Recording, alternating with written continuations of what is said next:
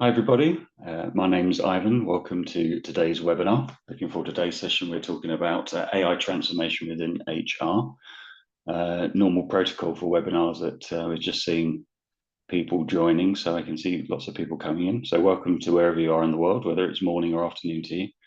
You can see lots of people coming in, 1, 2, 3, 4, ticking through. So we're just going to give it 30 seconds for people to get onto the call. And then we will get started. Normal housekeeping rules apply. We are on a recorded webinar. Cameras are off, apart from myself and my co-host, Annabel. So we're the ones that have to look neat and tidy today. Everyone's muted as well, so no microphones. So if you've got dogs barking in the background, don't worry about it. We won't hear you. And in terms of communication with us, there is a chat facility within the web conference. So if at any point in time you want to ask questions or make comments or even chat to each other, it'd be great to see a little bit of energy on the audience. It's always lovely to see a little bit of banter going on when we're presenting. So do feel free to use the chat, not just to ask questions to myself and Annabel, my co-host, but also to each other. I can see a lot of people on, so I think we'll get started. So welcome. Today's session is 30 to 40 minutes conversation about what an HR leader's perspective is of using AI within the HR technology. I'll do introductions first. My name is Ivan. I'm one of the co-founders of Applaud, also the CEO, and I'd like to welcome Annabel to the call as well. Annabel, would you like to introduce yourself? Oh, hi everyone. I'm the director of people here. I've been at Applaud for 2 years, I think now, and it's my first role in tech. So as you can imagine, I'm not come in with a technical background. I have about 16 years relevant experience, but it's been in the construction sector. And I'm largely been involved with a lot of change and transformation projects. So I'm really looking forward to speaking with you today about the AI deployment here at Applaud. Great. So this is really going to be a sort of talking head session, and the reason we put this together is we're talking a little bit about what Applaud does, but Annabel's been responsible for rolling out our first AI solutions within our company as our head of people. So it'll be really interesting to get her perspective, particularly with the background, as you say, Annabel, it's your first role in tech, how that's been for you. I'm just going to do 2 slides to set the scene about what Applaud does, so you can understand the context of the technology that we were putting in, and then hand over to Annabel to maybe talk about the project, and then we're going to Q&A. So Applaud delivers solutions within HR service delivery. So things like we're going to be talking about AI assistance and helping people, employees, get the best out of their HR technology. So delivering questions and answers, knowledge policies, case management and solutions like that. So we've been around for about 15 years. We serve enterprise level customers. We've got customers all over the world, but primarily in the UK, Middle East and the US. I'm not going to spend too long on this, but these are the solutions that we provide. And we, as a software company, we use our own software internally. So over the last 2 years, we've been investing a lot in AI and putting an AI into our suite, generative AI. So we'll talk about that in a second. And the solutions that we're going to focus on today that we've rolled out internally this year has been an AI assistant, so a conversational assistant that answers questions on HR policies and procedures, and also a knowledge management function that allows you to generate knowledge articles using AI and publish those policies to your employees. So we've got some other solutions that you can see on screen, but those 2 solutions we rolled out internally. And as a company, although we sell these solutions to other companies, this was the first time we'd used generative AI in our own company for our own purposes, and Annabel was in charge of rolling that project out. So interesting position to be in, having an HR leader in a technology company rolling out your own technology internally, and that's what we're going to be talking about today, the lessons learned, experiences and outcomes. So I'll just hand over to you, Annabel, just to talk through what that project looked like over that 6-month period that we started and finished in, and then we'll go on to your reflections on how it was to start on that AI journey and on the lessons that you've learned as a people leader. But maybe you can just take us through how that project went for you, the start to finish, and any sort of key lessons you learned.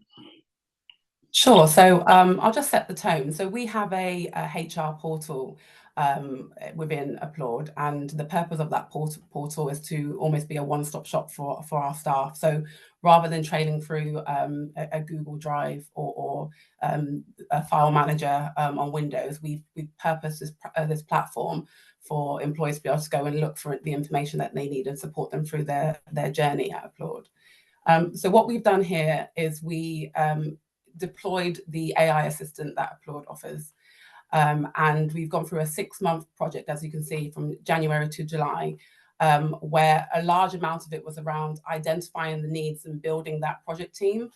So that was in order for us to make sure that we weren't just, implementing the AI assistant for deployment's sake. We're actually doing it to understand how it's going to benefit the team. In terms of the design and build stage around March and April, that was involved a lot of testing, configuration, and working with the team to really understand what it would look like once it was deployed. And for us, the go live is, as it says, it's when we launched the project. But the one I wanted to really highlight was the reflection piece, and hopefully we'll get to talk about this a little bit later, Ivan, but it's really important, and as you'll find with AI, to really go back and reflect and look at the analytics and understand how it's working for your staff and what tweaks you may need to make. Okay, good, thanks. So I'm going to stop the sharing of the screen so you can look at each other's faces a bit more. So just give me a second to do that. I can see you again. Good, okay. So let's just go through that sort of journey. I think it's been really interesting. As I said, your background hasn't been technology, and you found yourself in a technology company rolling out one of the newest technologies there is, AI. So a lot of HR leaders are kind of tentative around this. Not won't say scared, but very, very kind of nervous and taking first steps. But start at the beginning. What sort of skills do you think, if you're an HR leader in your position and haven't kind of done this sort of work before, what sort of things have you learned, and where did you start kind of looking at the AI fundamentals, the language used, what it can and can't do? What sort of learning did you have to go through before you even started that project, if you're kind of thinking about that little January circle on that project plan? Yeah, sure. So if I think about that January circle, I did a lot of research. So I was first introduced to ChatGPT and Claude by one of my colleagues, and so I went on a really explorative journey in trying to get to grips and understand how AI worked, or how it would be beneficial to myself personally, and also within the business as well. And in order for me to do that, it was helping remove some of the scaremongering, I would say, that typically we're hearing, the concern around AI taking our jobs, or the data breaches and the privacy concerns there. Because I think a lot of that, if you remove all that away and you start to really get to grips with it, you can see how it can be beneficial and also have your own point of view in developing it. And so in terms of looking at the skills, I would definitely say that's one. Be curious. We're not asking anybody, I don't think, in HR to be an engineer, but I certainly think that having that curious mindset will definitely take you a long way. Do you use any tools like those free AI tools that are out there, like ChatGPT? A lot of people use today. There's other tools out there for creating documents, or I've been playing around with things that generate images. So if you think back to sort of 6 months before you even started this project internally, did you use AI tools a lot for any particular purpose? Yeah, oh, absolutely. Once I was introduced, and obviously I was quite apprehensive at first, I initially started using it just to grammar check, to just check that I was removing any biases from any communication that I used. And then I built up into helping to craft policies and job descriptions. So for example, I might put a anonymized job description into ChatGPT and ask it to give me some updates based on the market so that we remain competitive. So now I've got to a stage with ChatGPT where I understand what prompts I need to put in order to get the best results. Did you find that having that little bit of background, and there's a reason I'm asking this actually, because it's surprising when we talk to some customers, actually a lot of people haven't used that. We shouldn't take it for granted that everyone's using these free tools that are out there, but in the context of this project and learning and maybe background that people can do, did you find having an experience of those tools kind of made deploying AI internally a bit more natural, and you could kind of see what you could achieve and what the limits might be? Yeah, I think I went in with, really huge preconceptions about what it could do for us. And that really speaks to the idea that you do need to do your research. There was limitations that were in the product or within the vagueness of what was being produced. As if you think about a policy is quite detailed, and it needs to be. But if you're going to ask ChatGPT to write you a policy on, I don't know, sickness absence, for example, it's going to be quite vague. It's still going to need your HR knowledge and nuance to come in there and really craft that perfect policy for the business. So I expected it to be a bit more detailed. But using the external services made sure that when I was going into the AI deployment in Applaud, I was much more realistic, I was much more confident with it, and I could speak the language to the team that were helping us deploy it. Yeah, it's a good ground. It's a good tip, I think, for anyone starting off, is just start using the tools out there, and you kind of get a feel for what this stuff can do. You mentioned data privacy earlier, and it's easily the number one thing that keeps coming up whenever we approach HR leaders who are kind of, I really want to do this, but data privacy seems to be the number one. And like scaremonger is a good word you use there. And I think there's probably just uncertainty around, is AI safe? Is AI going to look after our HR data, or am I exposed? So what was your perspective coming into this? You're custodians of our HR data and policies and everything else. So you must have had a view. Were you nervous? Did you do any research? What did you do to overcome those kind of worries?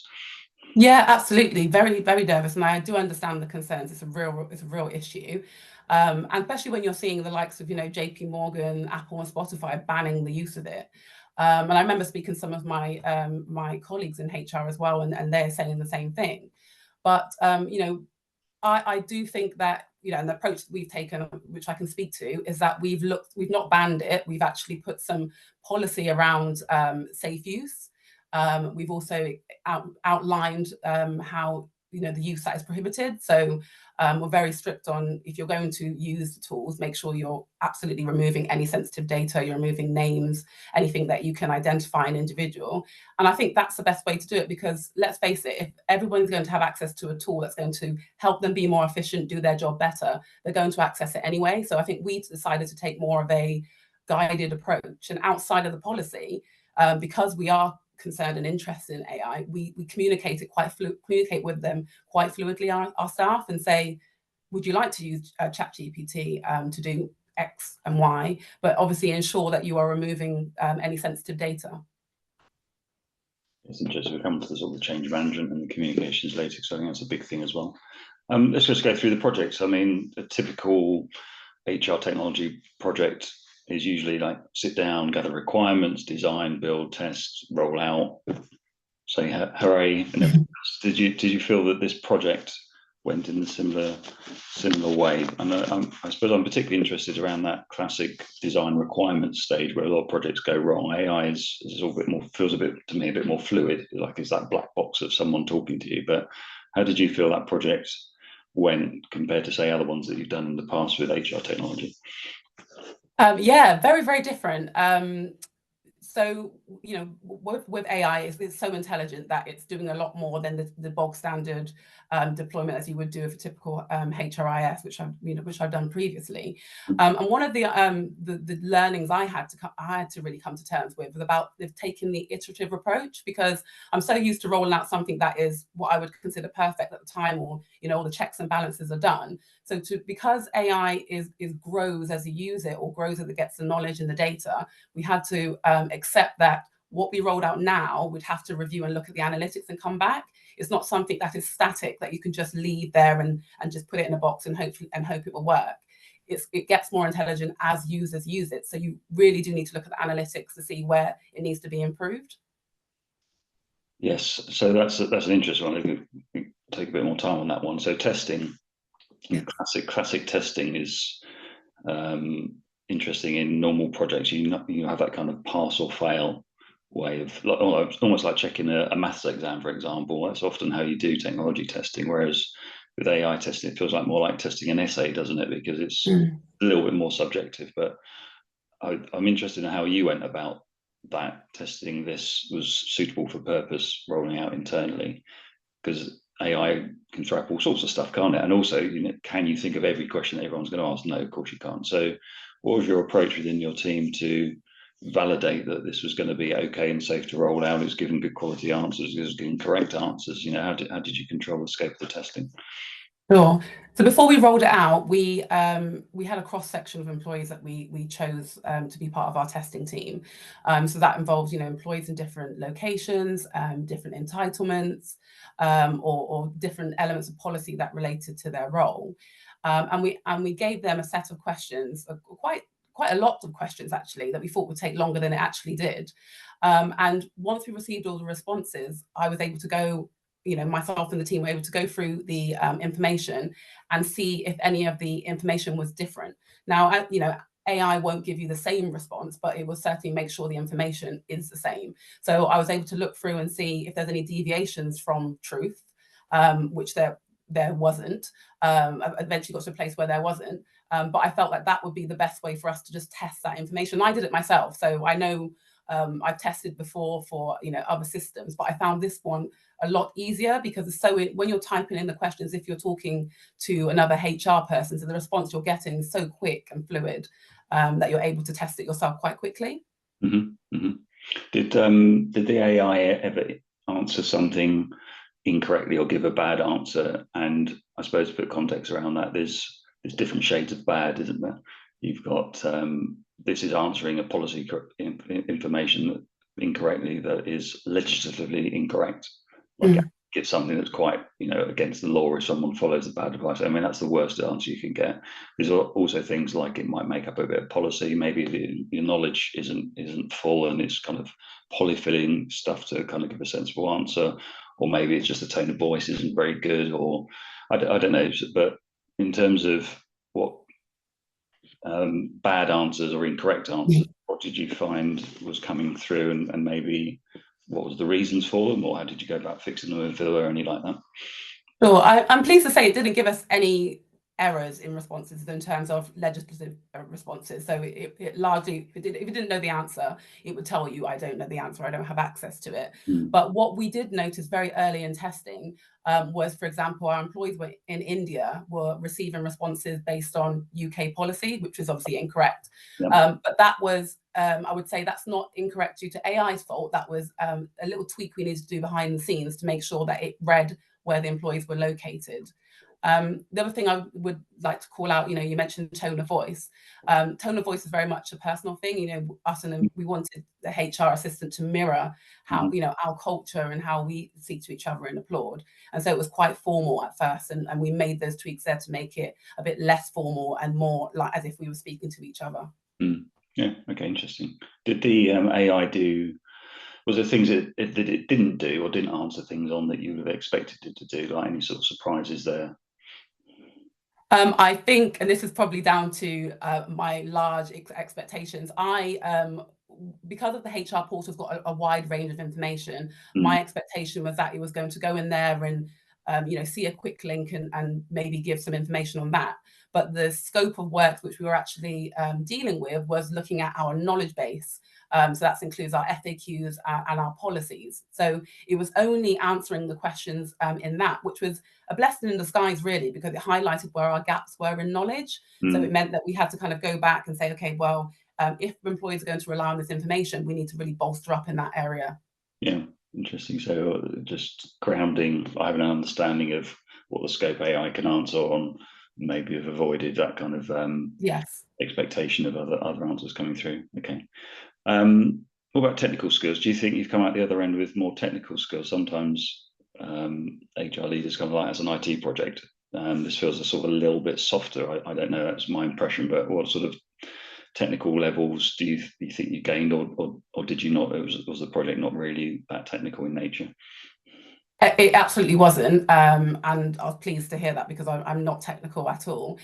It was, I think, because of the human element, I suppose, to AI and my role in deploying the AI, it didn't require any technical abilities. For example, in terms of the team that we were working with, that I spoke about having to tweak it from behind. That wasn't something I did.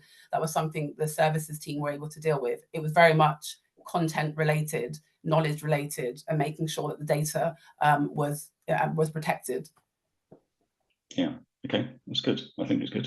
I mean, let's look at the results then, sort of coming out the other end, and maybe we'll start reflecting on lessons learned and sort of tips for your peers. Yeah.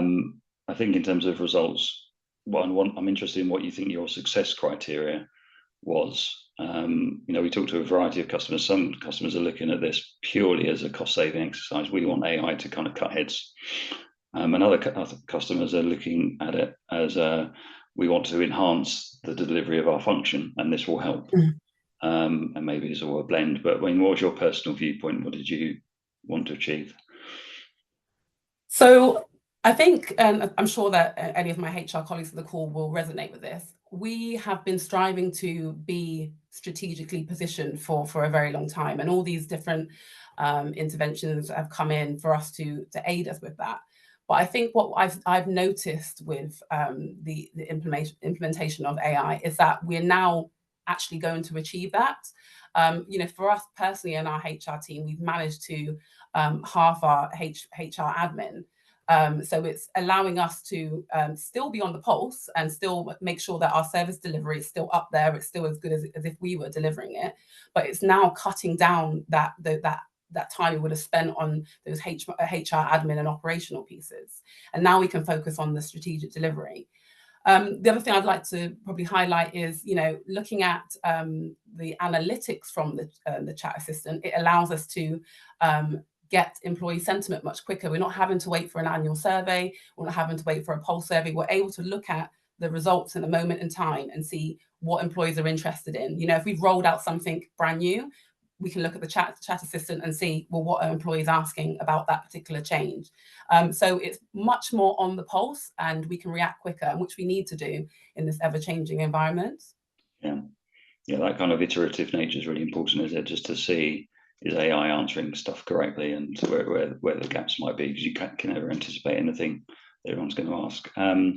It's all touched on changes within the HR team. Obviously, we've got a smaller team. We're not a massive enterprise like some of the people we've got on the call today. Can we talk about sort of change management, your views on change management? There's two areas of this. One is, what would your advice be in terms of preparing the business for the change? Because you're going from potentially a manual service through emails and phone calls into something that's digital, and people have kind of expectations and maybe hang-ups about all that. But also within your HR team, and I suppose put your head in the space of being in a bigger company than ours. Maybe we've got an HR operations team or a big service desk or something. Some of the fears that might be within an HR team about this technology coming in. So, I mean, just ideas around change externally to the business, but also within HR. Yeah. So change management is a skill which you'll absolutely need to deploy AI within the business. And to be honest, even if you don't decide to deploy the tool, I think there's an element of change management in terms of allowing the access to for employees to use the AI tools. I think in terms of the people, the resistance to the change, obviously we talked about there being nervousness around it. You'll want to obviously communicate more, offer training, and help people go along on that journey. And so the learnings for us with that in mind was, wouldn't say I necessarily underestimated the change, but I think being surrounded by a lot of people who were, I'd say, early adopters and quite excited about AI, it meant that you expected everybody to feel the same way. And so when I'm looking at the analytics after we've done the go live, I expected to see a big spike in activity, but it was much more gradual. And then I've noticed once I communicated about it a bit more, I was seeing a lot more, activity happening on the analytics on the back end.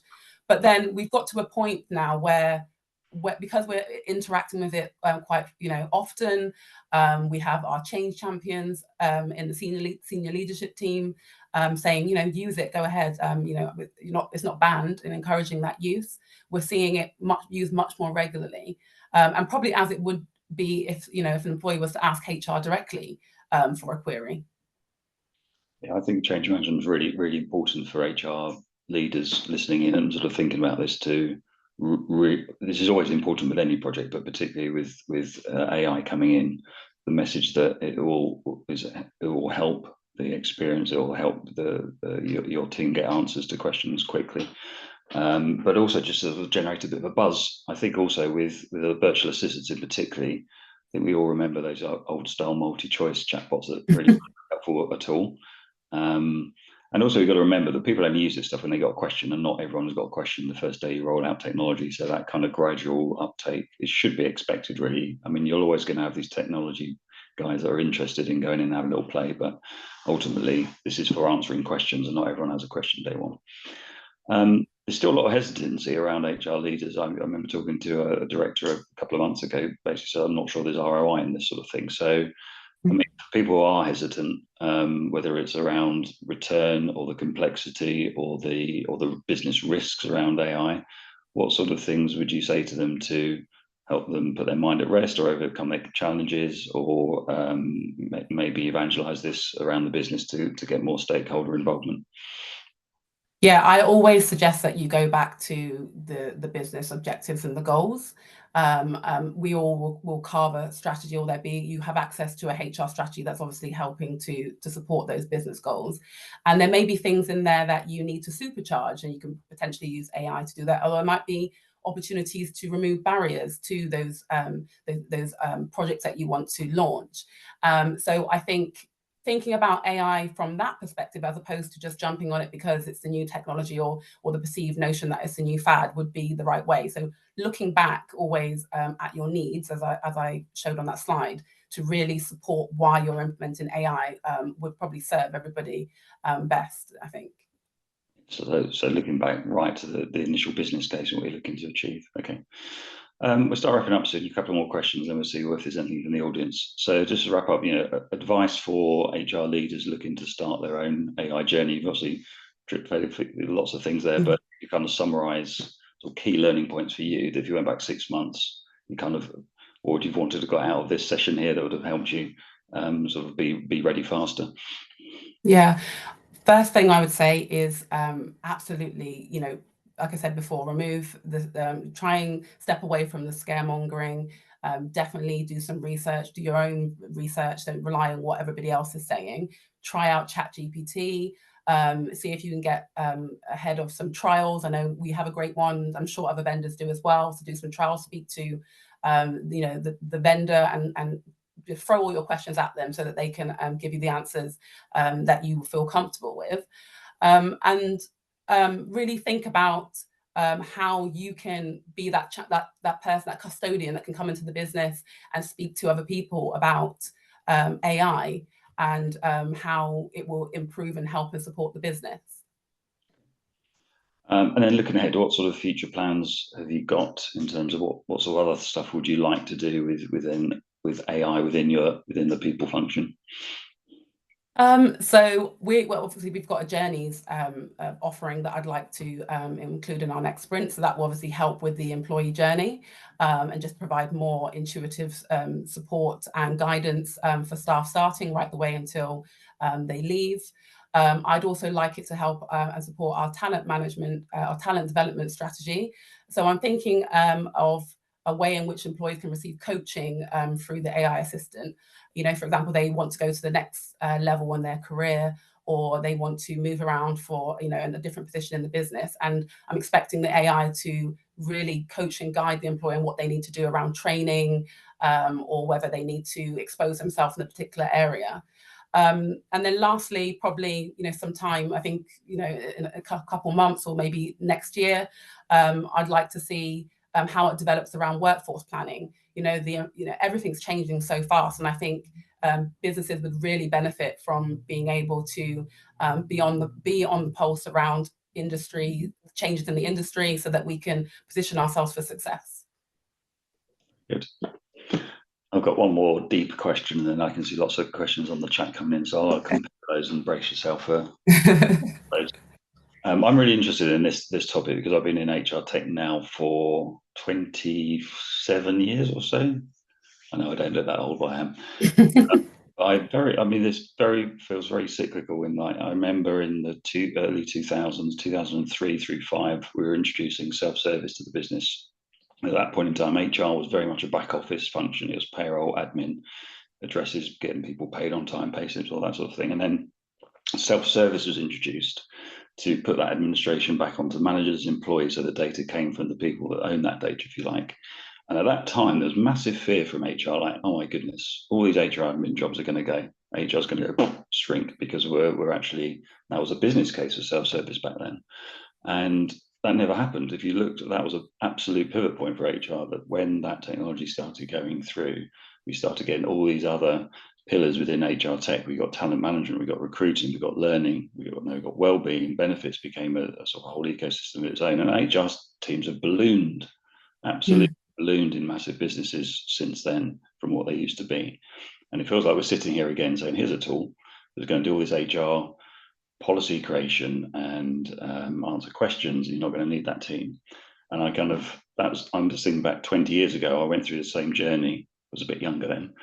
And my question to you is a hard one, isn't it? And I'm not sure how to answer it myself, but if you forward on 20 years from now, in 2044, with all this AI stuff that's going to be, coming in year by year, what do you think HR will look like now in 20 years? It's a good question. I'll go back to what I said earlier. I think that, we've been in HR, we've been fighting to really to be in a position where we are focusing on strategy delivery. And I think the barrier we have to that is because, there's a lot of administrative and transactional work in HR. So I actually finally believe that will be removed, probably completely. And it won't be that there's necessarily a loss of roles. I just think that the HR role will evolve into that, and we'll start to position and navigate the tools so that it can help us effectively turn into that strategic partner for the business. Yeah, strategy is the main word, isn't it, there? And it's an exciting journey. No one really knows what's going to happen, but the way the technology is changing at the moment is phenomenal, so fast. Right, I'm conscious that we have got a series of questions. Okay. So there we go. Pop quiz. I'm going to just read these off of the webinar chat. Thank you for submitting them. So if you've got anything for Annabel to answer, or me if you want, but Annabel's the star here. Please put them in. So first one, what are the areas you're seeing most questions about? So policy or HR admin queries, and there's a second part of this question, but I'll let you answer the first part first. Yeah, so what I should have said at the beginning is that we don't, at the moment, our AI assistant doesn't give answers related to personal information. That's something we are working on, but our top concern is about security. We need to think about the infrastructure there. So although we do see questions from employees asking about, what's my annual leave balance, or anything related to their personal details, we do see a lot of questions around policy matters. So, for example, the other day, a colleague asked me, asked the assistant, sorry, how do I put in an expense for a recent all hands that we had? And they asked that on the all hands, and they got the response back. So it's rather than having to trail through that long policy, which we spent a long time and a lot of effort carving, it's now giving employees the access, just go on there and get the answer to the exact question that they're answering. So we've seen a lot of that. Yeah. Well, I mean, it's good that you crafted a good expense policy, because that is AI's brain, effectively, isn't it? It's what it uses to answer stuff on. Second part of that question was, if the bot can't answer the question, have you set up to kind of pass it on to someone within the HR team? What's that sort of escalation process if you can't get the answer you want?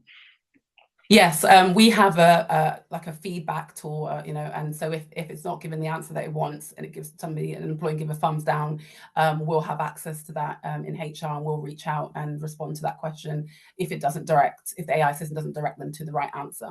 Yeah. What we also do with a lot of our other customers is build in intelligence to the AI system, so it knows who the teams are, or email addresses, or inboxes, or whatever, and kind of routes them off that way. So it depends on the structure of the operations team, really. How has your HR team received the AI assistant? I think my HR team are relieved. Like I said, we've cut down our HR admin by 50%, roughly, if not more. I've become well versed, as of my team, because I've trained them as well about how to really get the best out of the AI responses. Mm-hmm. So we use it quite a lot to not just do the letters, but for example, we're using it to analyze data, and we're getting access to employee sentiment quite quickly by being able to use AI in that way. So it's a win-win for our team, actually. Yeah, great. This is a good question. I have to put your thinking cap on for this one. So I'm going to I'm going to read it verbatim. How can HR leaders ensure that the AI solutions they invest in remain relevant and valuable in the long run, especially in terms of enhancing employee experience? That's a good question. I mean, I would always go back to research. I do think as AI concern, I mean, it concerns lots of departments, but I think because we're offering a service to people that relates to their individual roles, that we do need to stay on the pulse as HR. You'll see in any training, if you're doing CIPD, that AI is a subject there. And there's lots of information coming out and lots of responsibility on HR to make sure that we're aware of the changes. You know, if you have a look at the use cases from last year to the use cases in 2024, they're constantly evolving and you don't really want to be left behind.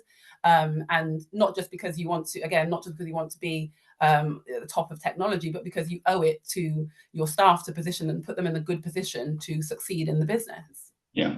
You said earlier, actually, I forgot to follow up on this, but you did your own research. And I'm assuming you also do research on what technology tools are out there. I mean, like in the UK, we have CIPD, People Management magazines, and so on. What sort of areas do you use, and what sort of material do you use to research all the trends that are going on?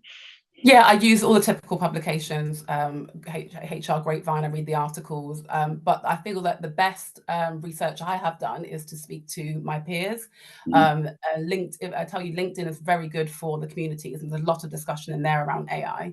I think through my own learning, I've been able to connect with a lot more people around it as well. But there's articles there for you to read. There's vendors out there that will gladly speak to you. I spoke to some vendors, although we offer one ourselves. It was good for me to actually understand what was also out there, you know, in the world for us to potentially look into.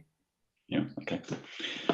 There's a kind of cheeky question on here, but obviously I can give a joke answer to. But I'd be interested in your approaches from a neutral people leader perspective. So, what tips do you have for choosing the right AI tools? There are many vendors out there. Where do you start? Well, obviously you start with us. But then, if you were looking at, so let's move away from something we sell. If you were looking at generally the market and you were approaching it from a neutral perspective, what would your approach as a people leader be to research the market? What sources would you use? All that sort of thing. To how would you go about selecting the right vendor for you? I'd look at the problem or the area that we're trying to optimize first, and then I would look to match the use case or the vendor with what we're trying to achieve.